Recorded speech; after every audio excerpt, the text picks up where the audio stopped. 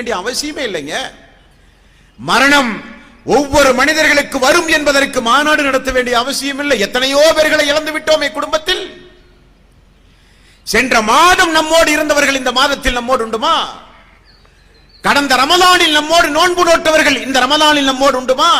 இல்லையே. குடும்பத்தில் எத்தனையோ பேர்களை கண்ணெதிரே இழந்ததை பார்த்திருக்கிறோம்.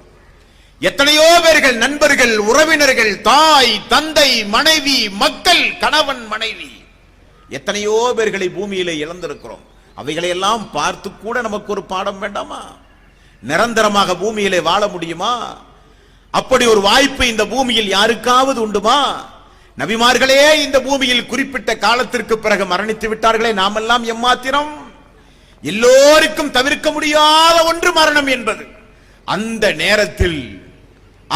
நேரத்தில் வானவர்கள் நம்முடைய உயிரை கைப்பற்றும் போது அஸ்ஸலாமு அலைக்கும் வரஹ்மத்துல்லாஹி வபரகாத்துஹு, உன் மீதும் உன்னுடைய உடம்பிலே இருக்கிற உயிரின் மீதும் அல்லாஹ்வுடைய சாந்தியும் சமாதானமும் உண்டாகட்டும் என்று சொன்னால், அந்த சலாத்தை கேட்கிற பாக்கியம் நமக்கு கிடைத்தால் நாம் வெற்றியாளர்கள். நாம் நம்முடைய ஈமானை பாதுகாத்துத்தான் மரணித்திருக்கிறோம். என்னுடைய அமலை என்னுடைய ரப் ஏற்றுக்கொண்டால், சிறிய பெரிய என்னுடைய எல்லா நல்லறக்கணக்கும் அல்லாஹ் எனக்கு கூலி தந்து விட்டான். நான் வெற்றி பெற்று விட்டேன். வானவர்கள் எனக்கு நல்வாழ்த்து சொல்லி என்னுடைய உயிர்களை கைப்பற்றுகிறார்கள்.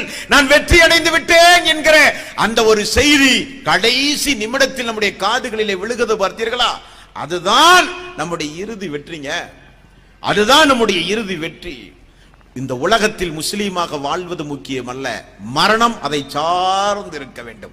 யா அய்யுஹல்லதீன ஆமனுத்தகுல்லாஹ ஹக்க துகாத்திஹி வலா தமூதுன்ன இல்லா வஅன்தும் முஸ்லிமூன்.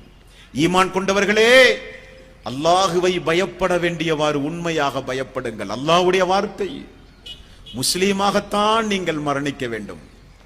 உங்களுடைய உடம்பிலே இருந்து உயிர் பிரியும் பொழுது ஈமானை நீங்கள் பாதுகாத்த நிலையில் நீங்கள் இருக்க வேண்டும். நீங்களுடைய உடம்பிலே இருந்து உயிர் பிரியும் பொழுது பெரும்பாவங்கள் செய்த நிலையில் இருக்கக்கூடாது. காரணம், லா யஸ்னி ஸானி ஹீன யஸ்னி வஹுவ மூமினூன்.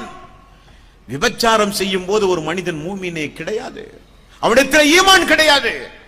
ஒரு மனிதன் விபச்சாரம் செய்யும் போது ஆடையை கலட்டுகிற அதே நேரத்தில் ஈமான், இஸ்லாம், முஸ்லிம் என்கிற எல்லா அந்தஸ்தும் அவனை விட்டு வெளியேறி விடுகிறது. மதுபானம் அருந்தும் போது ஒரு மனிதன் மூமின் இல்லை. திருடுகிற பொழுது ஒரு மனிதன் மூமின் இல்லை. அல்லாஹ்வுடைய ரசூல் சொன்னார்களே, எவ்வளவு பெரிய வார்த்தை, எவ்வளவு பெரிய ஒரு வார்த்தை. சொன்னது யார்? அகிலத்தின் தூதர். வஹீயின் அடிப்படையில் சொல்லுகிறார் அல்லாஹ்வுடைய ரசூல்.